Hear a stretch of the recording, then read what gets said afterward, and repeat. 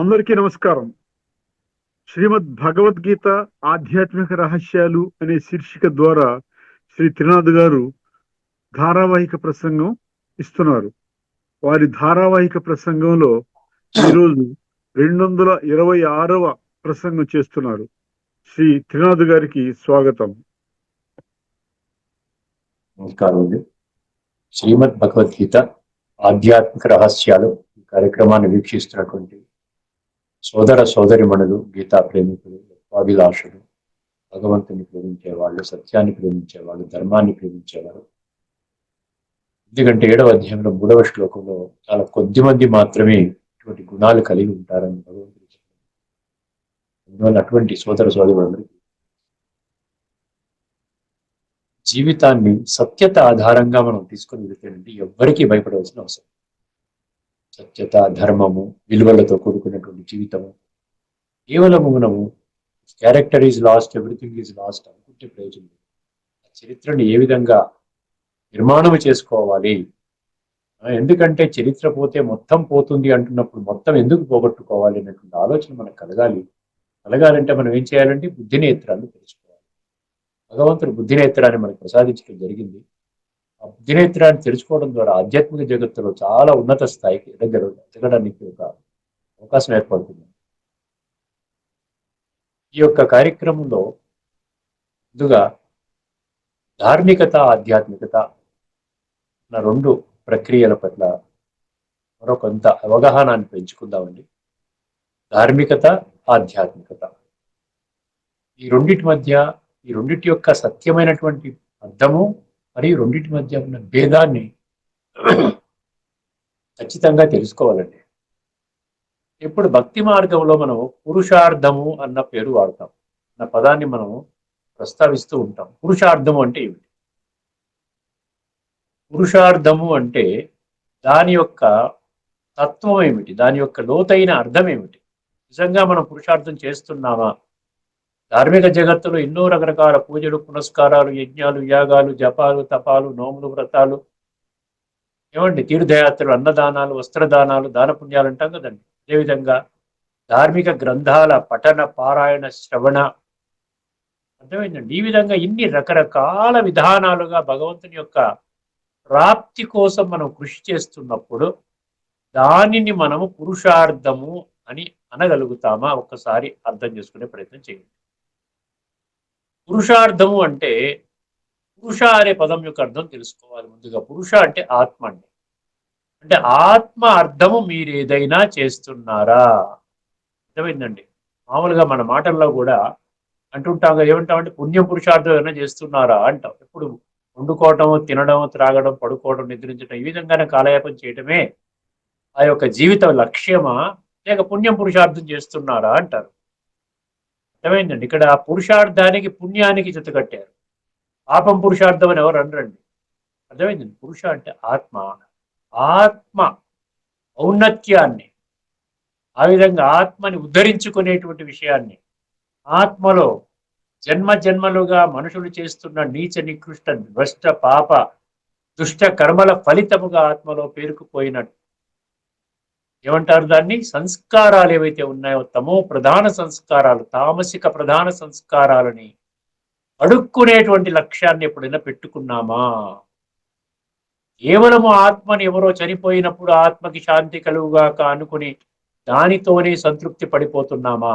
ఒకసారి ఆలోచించుకోండి. అంటే ధార్మిక జగత్తులో ఆత్మ యొక్క జ్ఞానము లేదు. ఆత్మ యొక్క జ్ఞానాన్ని పొందే ప్రయత్నము కూడా చేయటము లేదు. కేవలము దైహికముగా నేను దేహము అన్నటువంటి భ్రాంతిలోనే, భ్రమలోనే జీవితాన్ని గడుపుతూ ఆ దేహము ద్వారానే మనము పరమాత్మని పొందే ప్రయత్నం చేస్తున్నాం. కానీ దేహము ద్వారా మీరు నన్ను పొందలేరు. కేవలము ఆత్మ యొక్క మాధ్యమము, ఆ మీడియం అనేది ఏంటండి, ఆత్మ యొక్క ఉనికి, ఆత్మ యొక్క అస్తిత్వము, ఆత్మ యొక్క ఆ విధంగా మనము గమనించి ఆత్మని కనిపెట్టి దాని ద్వారా పరమాత్మతో సంబంధాన్ని జోడించాలి. ఆత్మలో ఉన్నటువంటి 3 శక్తులు ఉన్నాయి చూసారా, మనసు, బుద్ధి, సంస్కారాలు. ఈ మనసు, బుద్ధి, సంస్కారాలు సూక్ష్మం. ఆత్మజ్ఞానం ద్వారానే ఈ సూక్ష్మ శక్తులు మనకు అర్థమవుతాయి. అప్పుడు మనసు బుద్ధి ద్వారా పరమాత్మతో సంధానం చేసినప్పుడు రాజయోగం అనే ప్రక్రియ ద్వారా ఆత్మశుద్ధి కాబడుతుంది. ఆత్మశుద్ధి లేని ఆచారం అది ఏలా, భాండశుద్ధి లేని పాకమేల, చిత్తశుద్ధి లేని శివపూజలేలరా విశ్వద అభిరామ వినురవేమ అని వేమన ఎప్పుడో చెప్పడం. యోగి వేమన అన్నారు చూసారా. యోగులు మాత్రమే ఈ యొక్క ఆత్మ గురించి ఆ విధంగా ప్రస్తావించడం జరిగింది. భోగము అంటే ఏంటి? యోగము, భోగము అంటాం. మూడోది రోగం అంటాం. భోగము నుండి రోగం వస్తుంది, ఆత్మ నుండి రోగం పోతుంది. ఎప్పుడైతే యోగం చేస్తే రోగం పోతుంది, భోగము ద్వారా రోగం వస్తుంది. అర్థమైందండి. ఈ విషయాల్ని మీరు అర్థం చేసుకున్నట్లయితే ధార్మిక జగత్తులో పురుషార్థము మనము కేవలము పలుకుతున్నాము, ఆ పదాన్ని వింటున్నాము, పెద్దవాళ్ళు చెప్తుండగా వింటున్నాము. కానీ దాని కొరకు దాని యొక్క అర్థము, వాస్తవిక భావము తెలియకపోవటం వలన దాని కొరకు ఎటువంటి ప్రయత్నము మనము ఇప్పటి వరకు చేయలేదు. ఇక్కడ నుండి అయినా ఈ యొక్క సత్యాన్ని అర్థం చేసుకుని శరీరపరంగా కాకుండా నేను ఆత్మ అనేది నా దేహము, ఆత్మ వేరు శరీరము వేరు, ఆత్మ అవినాశి, ఈ శరీరం యొక్క యజమాని, ఇటువంటి భావనతో మనం కానీ ముందుకు వెళ్ళగలిగితే ఆధ్యాత్మిక జగత్తులో పరమాత్మని ప్రాప్తి చేయగలుగుతాం, చేసుకోగలుగుతాము. అదేవిధంగా పరమాత్మ యొక్క సత్యమైన వారసత్వము అంటే స్వర్గం అనబడేటువంటి సత్య త్రేతాయుగాల యొక్క నిర్మాణము భగవంతుడు వర్తమానములో ఆ ప్రక్రియ చేస్తున్నానని చెప్పడం జరిగింది. కాబట్టి అక్కడ శ్రేష్టమైన జన్మలు తీసుకోవడానికి ఒక చక్కటి సువర్ణ అవకాశం మనకి ఈ విధంగా లభిస్తుందండి పురుషార్థము ద్వారా. అంటే పురుషార్థం అంటే ఏంటంటే ఆత్మలో ఉన్న కుళ్ళుని కడుక్కోవటము. ఇది మనం చేస్తున్నామా, చేయటం లేదా ధార్మిక జగత్తులో అంటే చేయటం లేదే అన్నటువంటి విషయం మనకు అర్థమవుతుంది. మరొక ప్రక్రియ, మరొక పదాన్ని తీసుకుందామండి. పతిత పావన అంటాం భగవంతుడిని. పతిత పావన అంటే అర్థం ఏమిటి? ఏమిటండి అర్థం? పతితము అంటే ఏంటి? కుళ్ళిపోయాము, నేను పతితం అయిపోయాను భగవంతుడా, నన్ను పావనంగా తయారు చెయ్యి. ఇక్కడ పతితము ఏమవుతుంది? శరీరం అవుతుందా పతితము, లేక ఆత్మ అవుతుందా? అర్థం చేసుకోండి.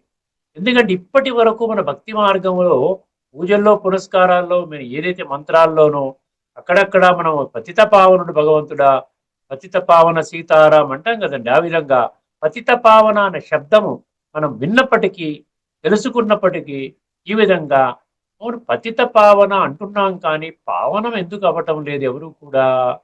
అర్థం చేసుకోండి. ఎందుకు ఎవరు పావనం అవ్వటం లేదు? కేవలం అంటేనే పావనం అయిపోతామా? పతిత పావన అని నోటి ద్వారా 1,00,000 సార్లు అంటే పావనం అయిపోతామండి? దానికోసం ఏం చెయ్యాలి అసలు? పతితము ఎక్కడ పతితమైంది? ఎక్కడ మనం ఫోకస్ చెయ్యాలి? ఇప్పుడు ఎక్కడ మనకి డిఫికల్టీ ఉందో అక్కడికి వెళ్ళాలి కదండి. ఇప్పుడు ఆత్మ కుళ్ళిపోయినప్పుడు ఆత్మ యొక్క ఉనికిని పసిగట్టే ప్రయత్నం చేయడమే కదా మొదటి స్టెప్. పతిత పావన అనే దాంట్లో ఫస్ట్ స్టెప్ ఏంటి? ఆత్మ యొక్క ఉనికిని కనిపెట్టాలి. ఆత్మ అంటే ఏమిటి? శరీరంలో ఎక్కడుంది? మృత్యోర్మ అమృతంగమయ్య అని మనం అనుకుంటున్నాం కదా.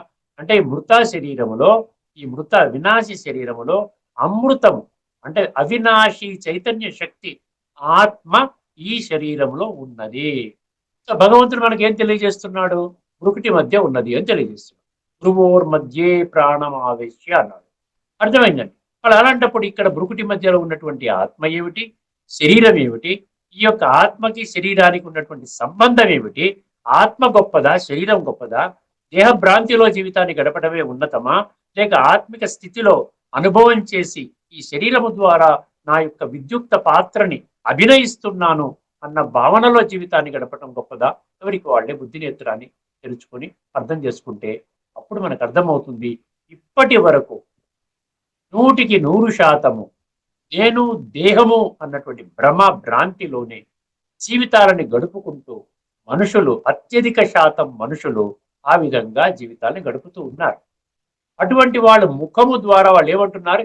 హే పతిత పావన, మమ్మల్ని పావనంగా తయారు చెయ్యి అని పలుకుతున్నారు. కానీ పావనం ఎక్కడ మనం పావనం చెయ్యాలి? అర్థమైంది చెప్పండి. మీరు బాత్రూములు ఒక 6 నెలల పాటు కడగలేదు, అది కంపు కొడుతుంది, అక్కడికి దగ్గరికి ఎవ్వరు వెళ్ళలేకపోతున్నారు, ఇంటి నిండా కూడా ఆ వాసన వచ్చేస్తోంది. అలాంటప్పుడు మీరు ఏం చెయ్యాలి? అక్కడ బాత్రూమ్ని కడుక్కోవాలి. కానీ బెడ్రూమ్ని కడుక్కుంటే బాత్రూంలో ఉన్న వాసన పోతుందా? ఒక్కసారి అర్థం చేసుకోండి. ఎక్కడ మురికి చేరింది, ఎక్కడ మనం కుళ్ళిపోయింది, ఎక్కడ ఏ భాగం కుళ్ళిపోతే ఆ భాగం తీసేస్తారు కదా. డాక్టర్లు కూడా సర్జరీ చేసి ఎక్కడైతే కుళ్ళిపోయిన భాగం ఉంటే ఇది తీసేస్తున్నామండి, లేకపోతే ఇది పాకి పాకి పాకి మొత్తం శరీరాన్ని అంతా ఆక్రమించేసి మీకు ప్రాణాంతకంగా అయిపోతుందండి, పెటలుగా అయితే చచ్చిపోతారు చెప్తారు కదా.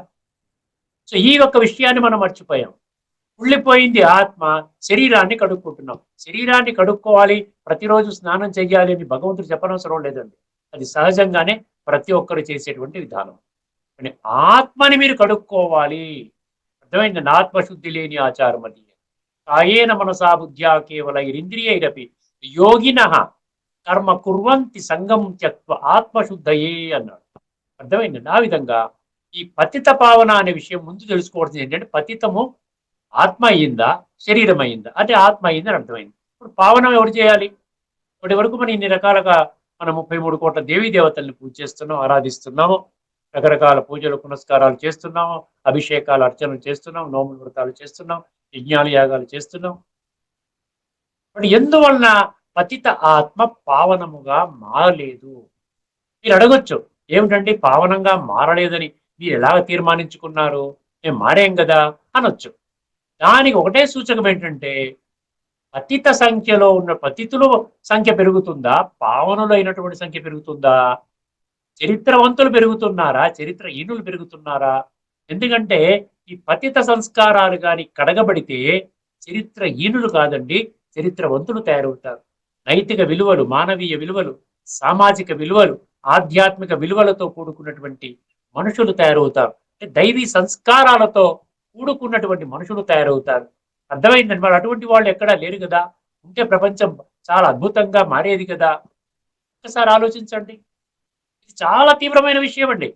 ఇది మన జీవితాన్ని పాతాళానికి నెట్టకుండా మనం కానీ నిజంగా ఈ సీక్రెట్ తెలుసుకుంటే, మనకి మనమే ఇప్పటి వరకు మన జీవితాన్ని పాతాళంలోకి తీసుకుని వెళుతున్నాం. దాన్ని ఒక్కసారి యూటర్న్ తీసుకుని మనము రాబోయేటువంటి సత్యయుగంలో శ్రేష్టమైన జన్మలు తీసుకోవడానికి ఒక ఆధారంగా తయారవుతుంది. అది ఒక మొట్టమొదటి అడుగుగా తయారవుతుంది ఈ పతిత పావన. అర్థమైందండి? అందువల్ల మీరు అర్థం చేసుకోవాల్సింది ఏంటంటే, ఆత్మని శుద్ధి చేసేటువంటి ప్రక్రియ ఇప్పటి వరకు మనము చేస్తున్న విధానాల ద్వారా సాధ్యపడలేదు. 33 కోట్ల మంది దేవీ దేవతలు కానీ, వివిధ ధర్మాలను స్థాపన చేసిన ధర్మ పితలు కానివ్వండి, అదేవిధంగా వేల సంఖ్యలో ఉన్నటువంటి సాధువులు, సంతులు, ఋషులు, మునులు, మహామండలేశ్వరులు, జగద్గురులు, పీఠాధిపతులు వగైరా వగైరా ఇటువంటి వాళ్ళు ఎవ్వరు కూడా మనుషుల యొక్క పతిత సంస్కారాలని పావనంగా తయారు చేసి స్వర్గానికి వెళ్ళేటువంటి అర్హతని కలిగించేటువంటి జ్ఞానము ఇప్పటి వరకు ఎవరు కూడా చెప్పలేదు.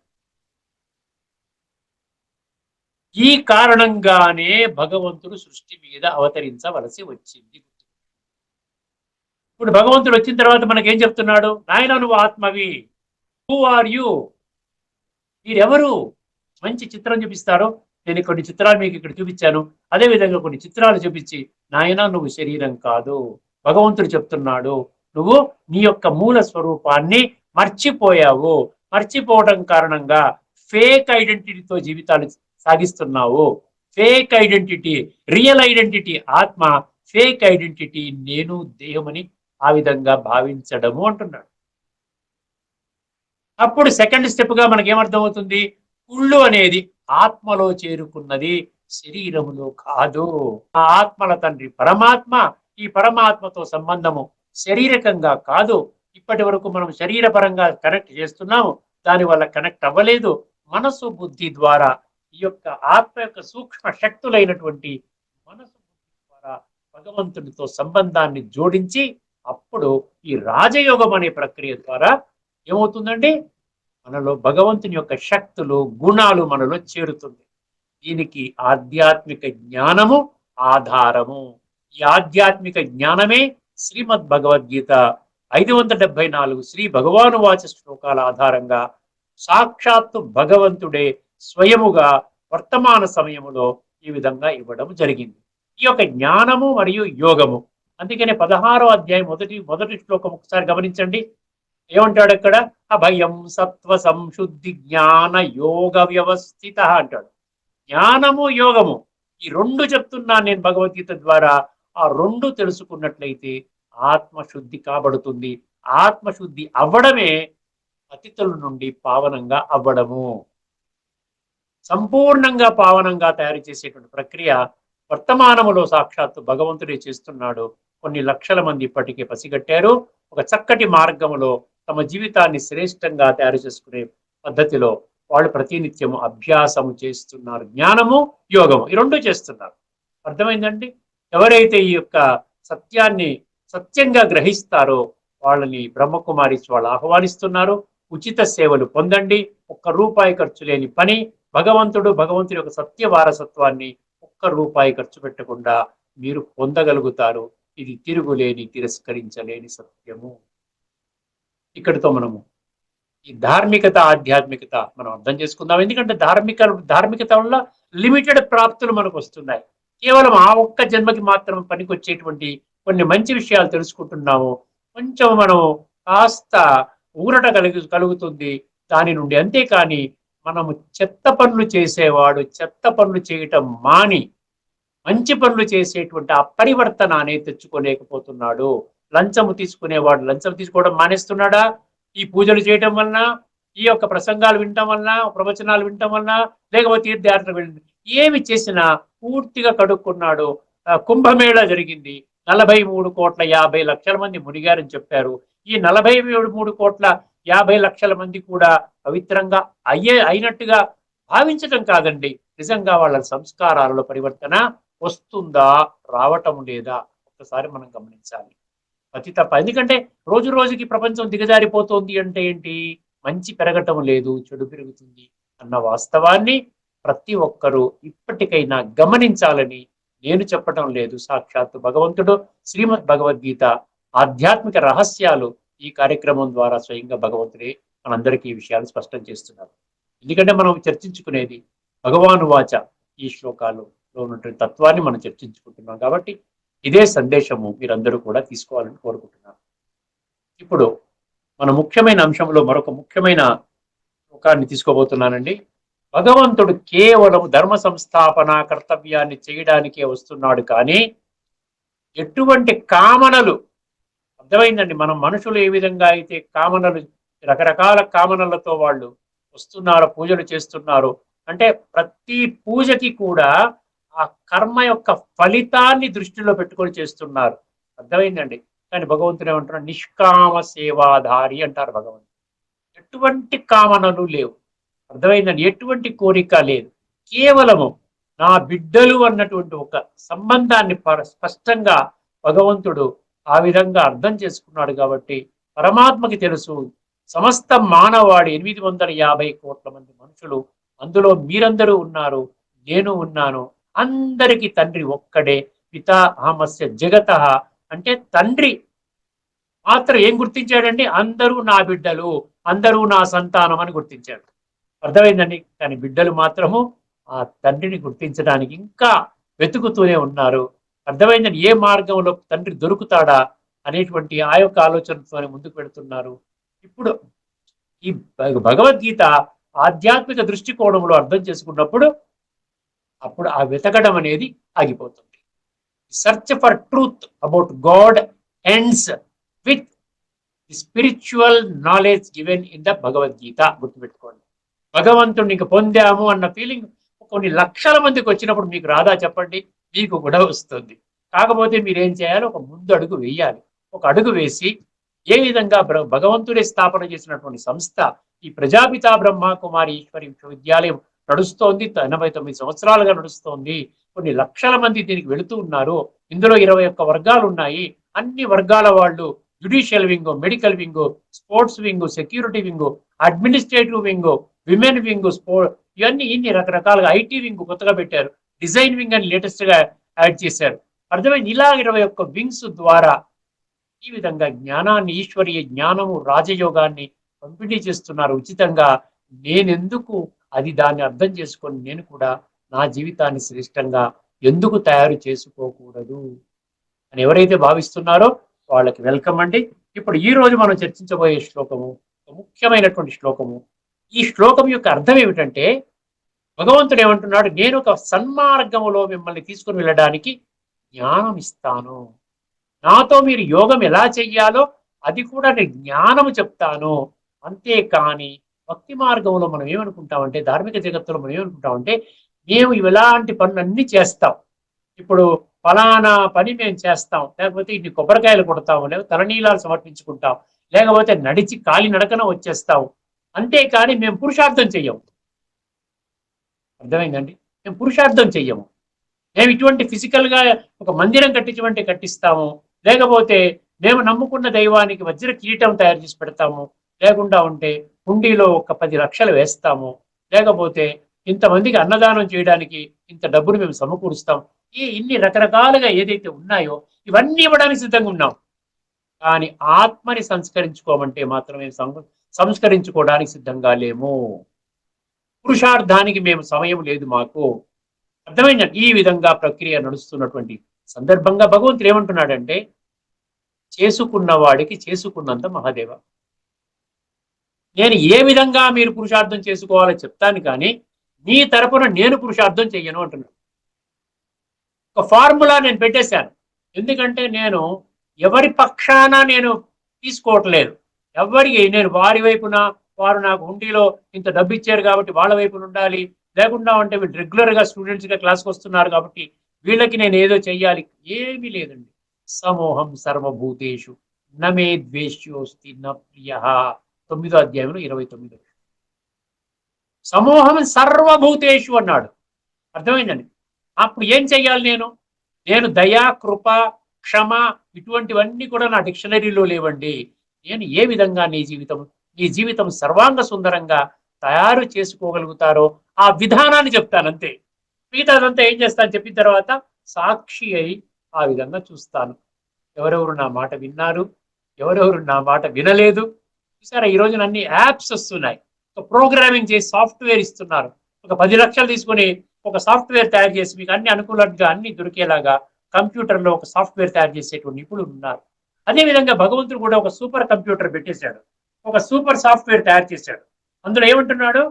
ఆత్మని శుద్ధి చేసుకునే వాళ్ళు, అంటే ముందు ఆత్మ యొక్క ఉనికిని కనిపెట్టి ఆత్మలో ఉన్నటువంటి జన్మలుగా చేసిన చెత్త పరువుల ద్వారా, నీచ నికృష్ట భ్రష్ట దుష్ట పాపకర్మల ద్వారా ఆత్మలో పోగైనటువంటి కూరుకుపోయినటువంటి నిక్షిప్తము కాబడిన తమో ప్రధాన సంస్కారాలని ఈ రాజయోగం అనే ప్రక్రియ ద్వారా ఎవరైతే చేసుకుంటారో, చేసుకున్న వాడికి చేసుకున్నంత మహాదేవ అన్నట్టుగా అటువంటి వాడు ఉన్నత శిఖరాలకి ఆధ్యాత్మిక జగత్తులో ఎదుగుతాడు.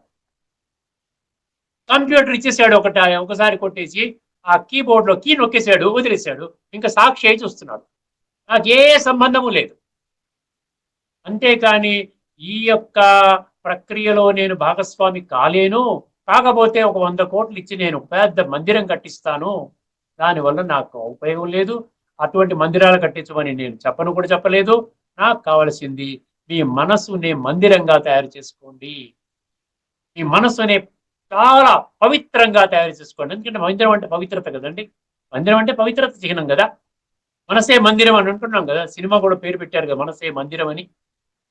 మనసుని మందిరంగా చేసుకోండి, మనసుని దివ్య గుణాలతో నింపుకోండి. అర్థమైందండి? అదేవిధంగా భగవంతుడే 26 దివ్య గుణాలు ఆత్మలో నిక్షిప్తము చేయడం జరిగింది. ఈ సృష్టి రంగము, ఈ సృష్టి ప్రారంభ సమయములో ఆ భగవంతుడు ఏం చేశాడు? కొత్తగా అందులో ఆత్మలో ఉన్నటువంటి 26 గుణాలు పెట్టి, శక్తులు పెట్టి పంపించాడు. తర్వాత అక్కడి నుంచి సత్యత్రేతాయుగాలు బాగానే ఉన్నాము. తర్వాత ద్వాపర కలి, ఈ యొక్క 2 యుగాలలో దేహభ్రాంతిలో వచ్చి గుణాలన్నీ ఉన్నాయన్న సంగతి మర్చిపోయాము. తర్వాత మనం అవగుణాలతో నింపుకున్నాము. ఆ విధంగా చెడు పనులు చేసుకుంటున్నాము, నేను దేహం అన్నటువంటి భ్రాంతిలో పడిపోయి. ఈ బ్యాక్గ్రౌండ్ లో వినండి, మీకు చాలా చక్కగా ఈ శ్లోకం యొక్క తత్వము చాలా సులభంగా అర్థమవుతుంది. 18వ అధ్యాయంలోని 61వ శ్లోకం అండి. 18వ అధ్యాయంలోని 61వ శ్లోకం. శ్లోకాన్ని వినండి ముందు. ఈశ్వర సర్వభూతానాం హృద్దేశేర్జున తిష్టతి భ్రామయన్ సర్వభూతాని యంత్రారూఢాని మాయయా. ఇది శ్లోకము. ఒకసారి నేను పదవిచ్ఛేదన చేసి మీకు అర్థం చేయిస్తాను, మీకు ఈజీగా అర్థమవుతుంది. ఈశ్వర సర్వభూతాన, ఇందులో అర్థం కాని విషయం ఏముందండి? సర్వభూతానం అంటే మీకు ఏం చెప్పాను? సర్వభూతానం అంటే 850 కోట్లు. అందులో మీరు అందరూ ఉన్నారు, నేను అందరూ ఉన్నారు. ఈ భూమండలంపై ఉన్నటువంటి మనుషులందరూ ఉన్నారండి అందులో. ఈశ్వర సర్వభూతానం అంటే అందరికీ నేను ఒక్కడినే ఈశ్వరుణ్ణి అని చెప్తున్నాను. ఈశ్వరుడు అంటే ఏంటంటే కంట్రోలర్ అని అర్థం, శాసకుడు. అర్థమైంది? సర్వ మానవాళిని శాసించేవాడిని ఈశ్వరుడు అంటారు. అందుకని ఈశ, ఈశ్వర, మహేశ్వర, పరమేశ్వర, యోగేశ్వర ఇట్లాంటి 5 పదాలు 20 శ్లోకాల్లో భగవద్గీతలో ఉన్నాయి. ఇంకా వేరే పేర్లు అంటే పరమాత్మ అన్న శబ్దం కూడా ఒక 10-12 శ్లోకాల్లో ఉన్నాయి. అంతే తప్ప ఇంకా వేరే విధంగా భగవంతుణ్ణి వేరే విధంగా ఇంకే విధంగా కూడా, ఇది నిరాకార స్వరూపాన్ని తెలియచేసేటువంటి అర్థం అన్నమాట. అందరికి చెందినవాడు అంటే అది ఒక భౌతికంగా ఉండేటువంటి వ్యక్తికి సాధ్యం కాదండి.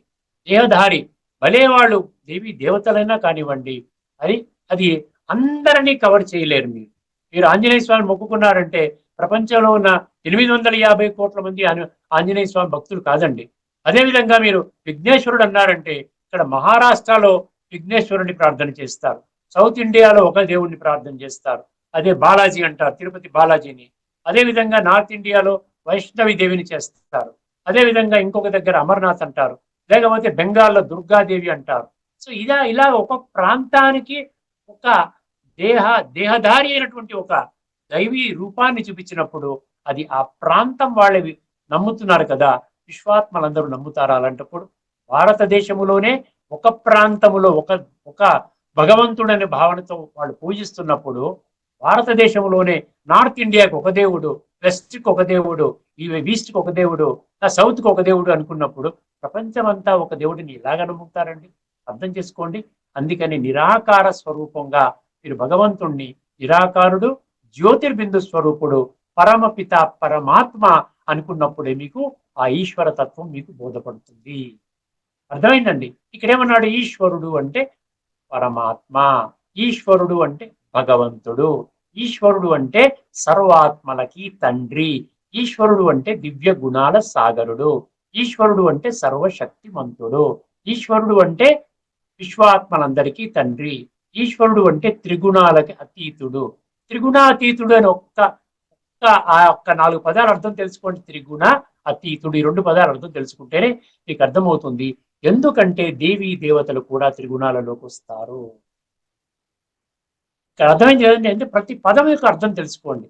ఈశ్వర సర్వభూతానం, ఇక్కడ సర్వ అన్నాడు కానీ హిందూ భూతానం అన్నాడా, లేకపోతే క్రిస్టియన్ భూతానం అన్నాడా, లేకపోతే ఇస్లాం భూతానం అన్నాడా, బౌద్ధ భూతానం అన్నాడా, సింగపూర్ భూతానం అన్నాడా, అమెరికా భూతానం అన్నాడా? చెప్పండి. ఈశ్వర సర్వభూతానం, విశ్వము సర్వము జగత్తు ఇహ లోకము 137 శ్లోకాల్లో భగవంతుడు గీతలో నేను అందరి వాడిని అని స్పష్టం చేయడం జరిగింది. సారీ, మొదటి పంక్తి అయిపోయిందండి. ఈశ్వర సర్వభూతానం అర్థమైంది కదండి. తర్వాత ఏమన్నాడు? ఈశ్వర సర్వభూతానం ఉద్దేశేర్జున తిష్టతి అన్నాడు. ఇక్కడ ఏమంటున్నాడు? సర్వ హృదయాలలో తిష్ట వేశాడు అని భాష్యకారులు రాశారు. అందులో తప్పేమీ లేదండి. సర్వుల హృదయాలలో నివసిస్తాడు భగవంతుడు అని చెప్పాడు. ఇక్కడ మనం ఇదివరకే మనం చర్చించుకున్నట్లుగా హృదయము అంటే ఫిజికల్ హార్ట్ కాదు. హృదయము అంటే ఫిజికల్ హార్ట్ కాదు. ఎందుకంటే ఫిజికల్ హార్ట్ అని కొన్ని సంస్థలు చెప్తుంటాయి. ఈ యొక్క హృదయము ఇదే ఆత్మ ఉండే ప్రదేశం అని కూడా చెప్తారు. అర్థమైందండి. కానీ భగవంతుడు ఏం చెప్తున్నాడు అంటే, నేను ఫిజికల్ కాదు కదా, నేను ఫిజికల్ కానప్పుడు ఫిజికల్ హార్ట్ నేనని ఎలా చెప్పగలుగుతాను? కాబట్టి ఇక్కడ హృదయము అంటే హార్ట్ అంటే అర్థం ఏమిటంటే స్వచ్ఛమైన బుద్ధి, ప్రకృతి మధ్యలో ఉన్నటువంటి ఆత్మ ఎక్కడైతే ఉంటుందో అక్కడే ఆత్మ యొక్క శక్తులు కూడా ఉంటాయి. ఆత్మ శక్తులు ఏంటి? 3 శక్తులు: మనసు, బుద్ధి, సంస్కారాలు. సో దివ్య బుద్ధిని హృదయము అంటారు. గుర్తుపెట్టుకోండి. గీతలో అనేక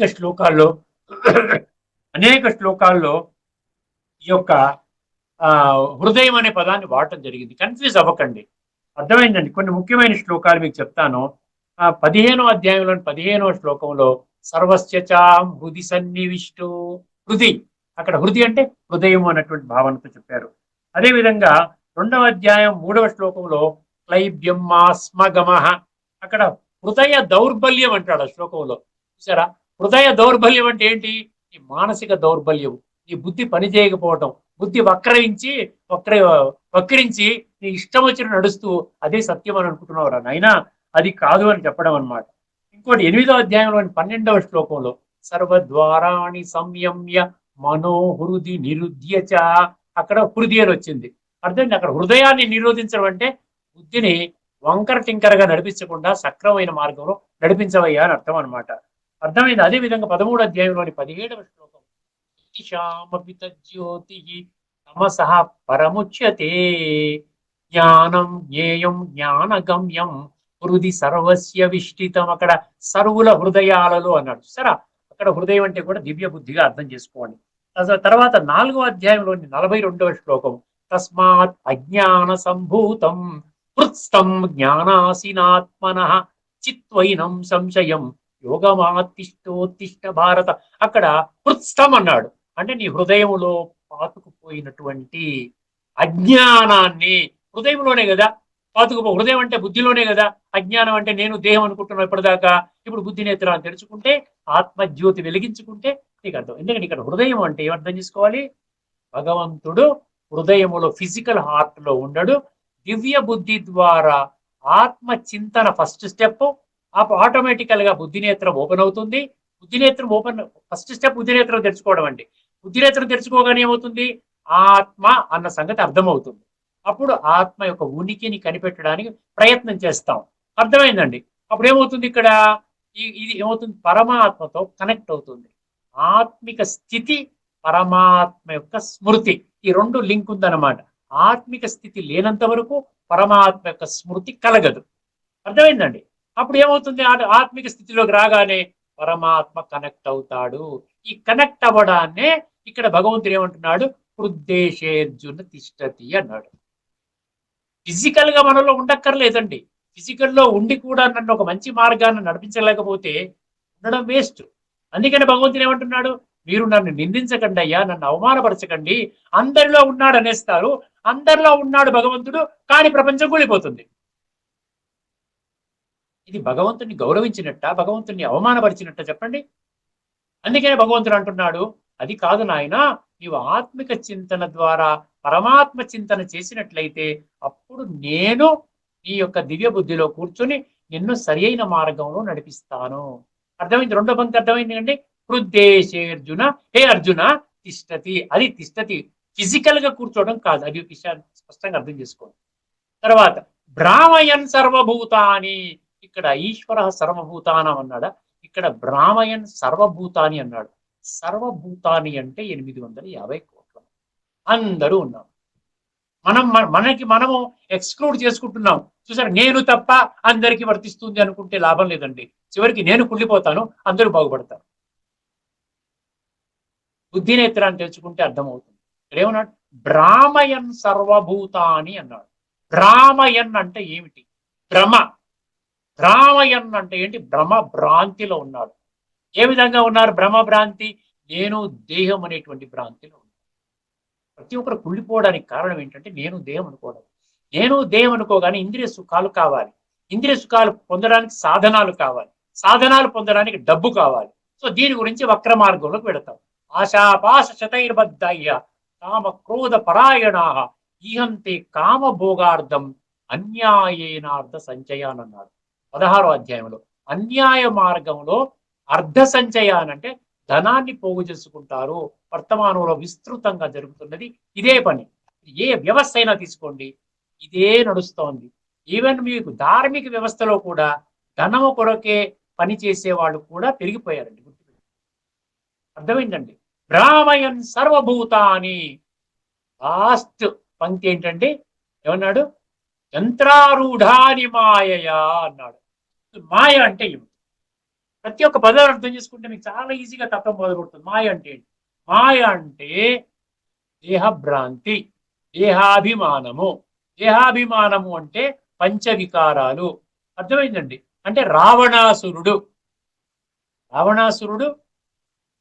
అర్థమైంది? రావణాసురుడిని నెగిటివ్ గాని చెప్తారు కదా. రావణాసురుడు దివ్య గుణాలు ఉన్నాయని చెప్తారు ఎక్కడైనా? రావణాసురుడు దేనికి చిహ్నం? పంచవికారాలతో ఉన్నటువంటి మనిషికి రావణాసురుడు చిహ్నం. రావణాసురుడికి 10 తలకాయలు చూపిస్తారు. 5 తలకాయలు పురుష వికారాలు, 5 తలకాయలు స్త్రీ వికారాలు చెప్తారు. ఇంకా దాని గురించి సమయం వచ్చినప్పుడు ఒక ప్రత్యేకమైన ఎపిసోడ్లో మీకు వివరిస్తాను. అర్థమైందండి? అంటే ఏంటి? ఈ మాయ అంటే అది. ఈ రోజున మాయతో నా బిడ్డలు పూర్తిగా దేహభ్రాంతిలో కూరుకుపోయి వాళ్ళు ఆత్మ యొక్క ఉనికిని కోల్పోవడం ద్వారా పరమాత్మ యొక్క ఉనికిని కూడా పూర్తిగా మర్చిపోయారు. ఇప్పుడు వీళ్ళకి ఏం చెప్పాలి? అందుకనే నేను జ్ఞాన నేత్రాన్ని తెరిపించి జ్ఞానం ఇస్తున్నాను. ఎవరైతే జ్ఞానాన్ని ఆ జ్ఞాన నేత్రాన్ని తెరుచుకుంటారో, ఆత్మనేత్రము, జ్ఞాన నేత్రము, బుద్ధి నేత్రము, మనోనేత్రము, 3వ నేత్రము, పరమాత్మ ప్రాప్తి నేత్రము, సంస్కార పరివర్తన నేత్రం అంతా ఒకటేనండి. ఇది 3వ నేత్రం. అందుకని నా కర్మాట ఇక్కడ కొట్టుకుంటాం. నమస్కారం అండి అంటే ఇక్కడే టచ్ అవుతుంది. విసినకర విసురుకోవడం కూడా ఇక్కడే విసురుకుంటాం. అర్థమైందండి? ఒక్కసారి గమనించండి. సెల్యూట్ పెట్టినా ఇక్కడే సెల్యూట్ పెడతాం. ఇక్కడ ఉన్నది అనమాట బ్రుకుటి మధ్యలో. ఇది తెలుసుకుని ఆత్మని శుద్ధి చేసుకునే ప్రక్రియ, పరమాత్మతో ఆ యొక్క రాజయోగము ద్వారా ఆ సంబంధాన్ని జోడించుకొని ముందుకు తీసుకొని వెళ్ళే ప్రక్రియ అనమాట. అప్పుడు ఆ విధంగా చేసుకున్నవాడు భగవంతుడు ఇచ్చినటువంటి ప్రోగ్రామింగ్ ఉంది చూసారా, సంస్కార పరివర్తన ప్రోగ్రామింగ్. ఎవరు ఏ విధంగా సంస్కార పరివర్తన చేసుకుంటారో ఆ విధంగా వాళ్ళు శ్రేష్టమైనటువంటి జన్మని పొందుతారు. అర్థమైందండి? భ్రామయన్ సర్వభూతాని యంత్రారూఢాని మాయయ. యంత్రము అంటే 2 అర్థాలు ఉన్నాయండి. ఒకటి భగవంతుడు పెట్టినటువంటి కంప్యూటర్, ఒక ప్రోగ్రామింగ్ ఇచ్చి కంప్యూటర్ పెట్టేశాడు. సంస్కార ప్రకారంగా నీవు ఆ జన్మ తీసుకుంటావు నాయన, నాకు ఎటువంటి ప్రమేయం లేదు. రెండవది యంత్రము అంటే ఏంటంటే శరీరం యంత్రము. అర్థమైందండి? కళ్ళ ద్వారా చూస్తాము, చెవుల ద్వారా వింటాము, నోటి ద్వారా మాట్లాడతాం, కాళ్ళ ద్వారా నడుస్తాం. శరీరం అనేది ఒక యంత్రము. అర్థమైందండి? యంత్రానికి యజమాని ఎవరు? ఆత్మ. కానీ ఈ రోజున దురదృష్టకరవశాత్తు మాయ యొక్క ప్రభావంతో ఏమైపోయిందండి? యంత్రము ఆత్మని నడిపిస్తుంది, యంత్రము ఆత్మని శాసిస్తుంది. అందుకనే వంకర టింకర సంస్కారాలు ఏర్పడుతున్నాయి, తమో గుణి సంస్కారాలు ఏర్పడ్డాయి. అందుకనే భగవంతుడు ఏమంటున్నాడు? నేను ఏమి దయా, కృప, జాలి, కరుణ ఈ విధంగా నేను చూపించాను. స్వచ్ఛమైనటువంటి ఈశ్వరీయ జ్ఞానాన్ని, రాజయోగాన్ని బోధిస్తాను. దాని నుండి ఈ యంత్రం నుండి మీరు బయటకు వచ్చేయాలి, ఈ ఫార్ములా నుండి బయటకు వచ్చేయాలి. ఎప్పుడు రాగలుగుతారు? మాయని కంప్లీట్ గా కట్ చేసేయాలి. మాయని కట్ చేసేయాలంటే మీరేం చెయ్యాలి? ఆత్మ చింతనలోకి రావాలి, పరమాత్మ చింతనలోకి రావాలి. అప్పుడే సంస్కార పరివర్తన జరుగుతుంది. ఇది ఈ యొక్క శ్లోకం నుండి వెల్లడైనటువంటి లోతైన తత్వము. భగవద్గీత పుస్తకంలో ఏమి రాయబడిందో ఒక్కసారి మీరు కూడా గమనించండి. 18వ అధ్యాయం అంటే ఆఖరి అధ్యాయం, మోక్ష సన్యాస యోగం, 61వ శ్లోకం, ఈశ్వర సర్వభూతానాం. ఒక్కసారి ఈ యొక్క మాట చెప్పి ఈ యొక్క ఎపిసోడ్ మనం సంపన్నం చేసుకుందాం. అర్జున, శరీర రూప యంత్రములను అధిరోహించిన, చాలా జాగ్రత్తగా వినండి, శ్రద్ధావాన్ లభతే జ్ఞానం. అర్జున, శరీర రూప యంత్రములను అధిరోహించిన సర్వ ప్రాణుల హృదయముల యందు అంతర్యామిగానున్న పరమేశ్వరుడు. ఇక్కడ చిన్న కరెక్షన్ నేను చెప్పాను కదా, ఆ విధంగా కరెక్షన్ చేసుకోవాలి. తన మాయ చేత, మాయ కూడా భగవంతుడే క్రియేట్ చేశాడు.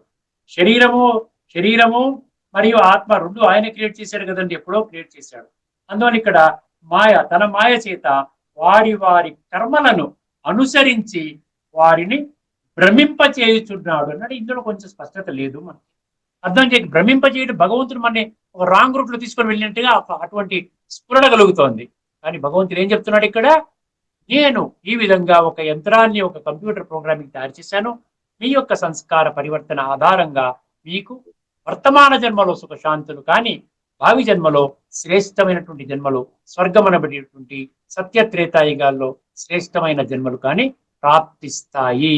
అందువల్ల దాని కొరకు మీరు చేయవలసింది ఏంటంటే ఈశ్వరుణ్ణి గుర్తించాలి, ఆత్మని గుర్తించాలి, రాజయోగం అనే ప్రక్రియని గుర్తించాలి, సంస్కార పరివర్తన చేసుకోవాలి. ఇక్కడితో ఈ చర్చను మనం ముగిద్దామండి. తదుపరి ఎపిసోడ్లో మరొక శ్లోకంలోని లోతైన తత్వాన్ని మీకు వివరించే ప్రయత్నం చేస్తానండి. అంతవరకు సెలవు. అందరికీ నమస్కారము. లోకా సమస్త సుఖినో భవంతు. ఓం శాంతి.